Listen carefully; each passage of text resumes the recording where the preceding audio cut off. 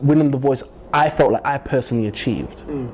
Because, yeah, I didn't get the number ones, but I'm not there for number ones. I don't go into the studio and say, I want to write a number one, I want to write a hit, although you do hear that sometimes. I'm saying I want to go there because I want to write great music. Yeah.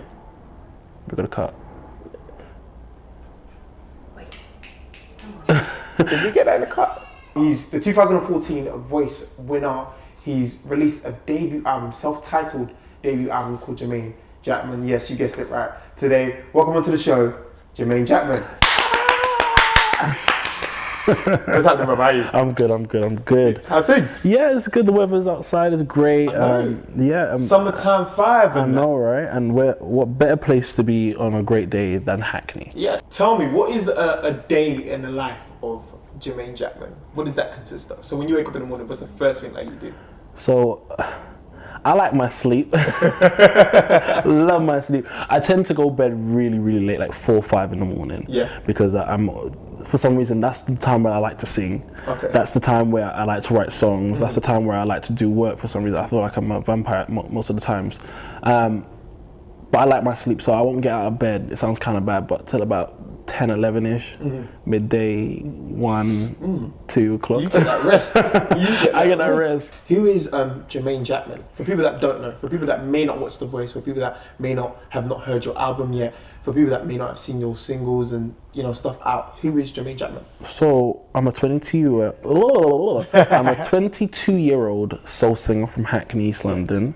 Won The Voice 2014, and I'm a political activist. I'm a Labour Party member, and I want to change the world with one song and one political movement at a time. What has The Voice done personally for your career? Obviously, you win a record deal. Yeah. So I won a record deal, was able to create my debut album, release that. It puts you on a platform to voice your concerns and and issues and social barriers that people face, on struggles and crime and things like that. It propels you into an arena where you're able to have weight onto your name, so certain doors are open, opportunities come easily to you, and you're able to network and work with amazing people. The rule that I live my life by is that I take the positives out of everything. Even though it might be a negative and you might be down in the dumps, I'll still try and salvage a positive out of that, and I'll run with it. And that's the important thing. Doing The Voice, not the greatest thing. Reality TV shows are not the greatest thing. A lot of people now think, I want to go into a reality TV show because I want the fame, I want the money, I want the fast cars, I want the big house, I want the women. Yeah. But it's not about that. Dropped debut album. Yes. Self-titled Jermain Jackman. I wanted to know, how was the process of making that album? The pressures you faced, not only trying to make the album, conform it in the way that you wanted it to be, and also the pressures that you was dealing with in your personal life. Because if I'm not mistaken, you was dealing with a few things in and around that time. Absolutely, yeah. Yeah, how was the process of making that, and how did you even still find time to make the music that you wanted to make? Okay, first question, the process. Yes. So, I'm like a politician, the process. So, okay, cool, the process. I remember my managers at the time saying, yeah, we need to get this album out now, we need to strike while the iron is hot. And I was hearing so many different opinions and views about the process of creating an album. And I've never done something to that extent. I've done Christmas albums when I was like 12 that would never see the sun of day. But I've never done something to this extent. And I remember calling my cousin, who's Eddie Grant, regular rock down to Electric Avenue. Okay. So yeah, I called him and I said, I'm in this dilemma. My management want me to do one thing, my label wants me to do another thing, my family say one thing. What do you say? Because you've been through it all. You know everything. And he was like, take as much time as you need. He said, he takes a year to write an album. And I said, rightly so. I will need to take a year. He said, yeah, you need to take a year. Discover who you are, discover your sound. Take a year out and write an album, travel. Gain some inspiration and know who you are. So I was like, okay, cool. And I took his advice. So I took a year out, focused on my music, focused on who I was and honed in who I was as an artist. Now, it's hard to really stand by who you are as an artist as well as try and abide by record labels influence on the music. Yeah. I got sick and tired of going to studio sessions, and the record label had emailed the producers of a brief, basically of what the song needs to sound like. So I used to say, "Oh, did the label send you a brief?" Like just a conversation. And say, yeah, here it is. And I used to rip it up, always rip it up. And I said, "I'm done with briefs. I don't come into the studio creating music within guidelines. No one creates music within guidelines." What was the second question? The personal things. Yeah, the personal. There was a lot of personal things happening while I was writing my album. My gran had been diagnosed with throat cancer for a while, and it just started to get worse while I was writing it. And I remember when I think it was the week I had to record do the final vocals on my single was the week I had to go to New York for a day and a half, come back to London to do. So I flew out, got a call on the Sunday that your granny is deteriorating. She's gonna die soon. So I was like, okay, cool. Flew out on the Monday to New York, stayed the Tuesday, flew back Wednesday evening to go on Sky News on the Thursday morning. That Thursday afternoon, I then had to record the final vocals for my single. So when you hear, if you ever listen to my single, How Will I Know, you hear that my vocals are very soft, very light, and I tap the notes very like, how will I know if I take my heart away? I don't really go into it too hard, and you don't really hear too much vocals because my voice was tired. My emotions were all over the place. And I remember playing my granny the demo because at that time we weren't sure what would be the single. So I played my granny the demo. This is what I'm thinking of choosing as the single. And my granny on her deathbed was like, "That song's dope." Well, she didn't really say that song's dope, but she's like, "I really like that. That should be your thing."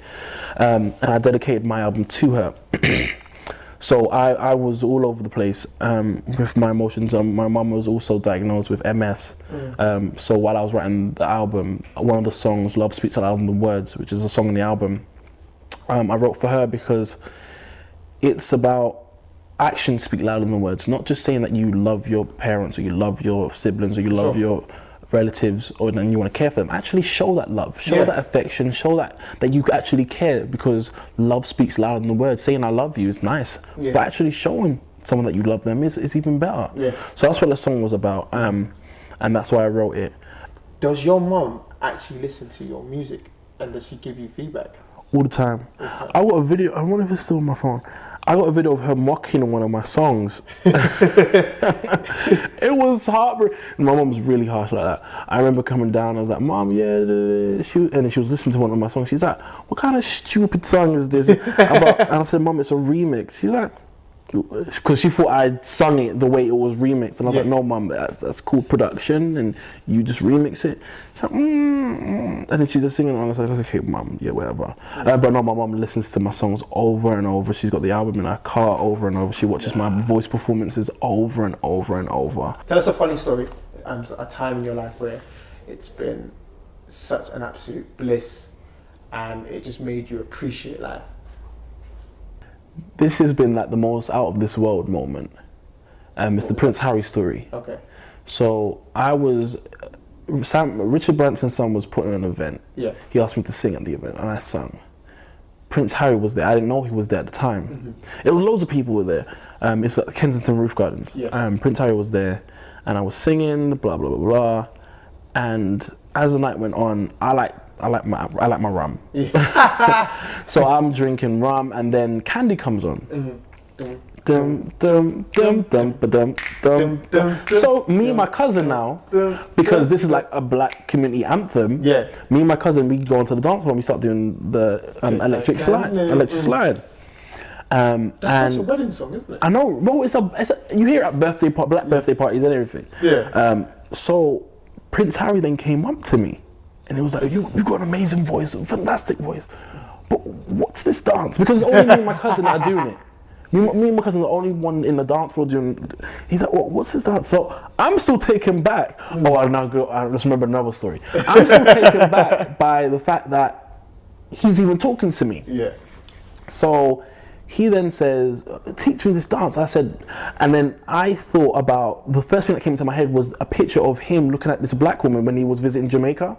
Oh, okay. And I said to him, if you want any black girl, this is the dance you need to know. Okay. So I held his shoulders and I'm teaching him the candy dance. And that's something I can now say, probably put in my memoirs, that if you ever see Prince Harry doing the candy dance, Jermain Jackman taught him. Okay. And then as a thank you for that, he bought me a drink. And then when the bartender... Was that more rum?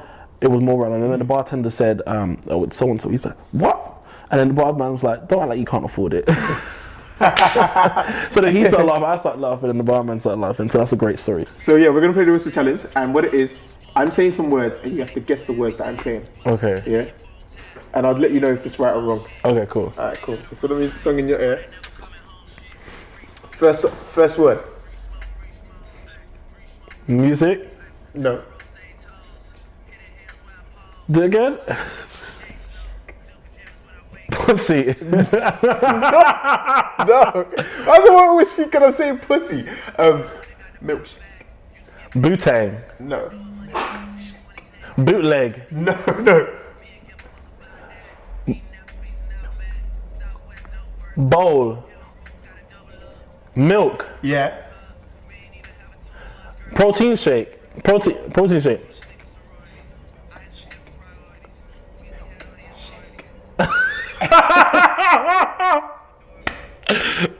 Wait. I'm saying milk. I'm saying milkshake. Milkshake. Yeah, oh, yeah. That's I'm like protein shake. All right, let's go to the next one. Oh, you know how to do it. Slow it down because I'm looking like I don't even know. Sam Smith. Sam Smith. Sam Smith. Sam Smith. Okay, cool. Okay. Cause I partially heard you. You were shouting at that point. Mississippi. Mississippi. Yes. Extravaganza. Extravaganza. Extra. Extravaganza. Extra for extra? No. Extravaganza. We'll leave that one. Okay. You picked the hardest one. Yes, You exactly. Like butter or something. Hello. No. That's a good one. I love you. Adele. Oh, the song just changed, so I heard that. It was Adele. Yeah. All right, last one. If you don't get this, I don't know.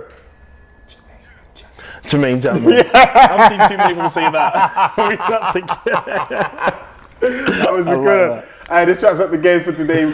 Whisper Challenge with Jermain Jackman. I've been Samuel Eni. This has been Jermain Jackman, and I failed the Whisper Challenge, to be honest.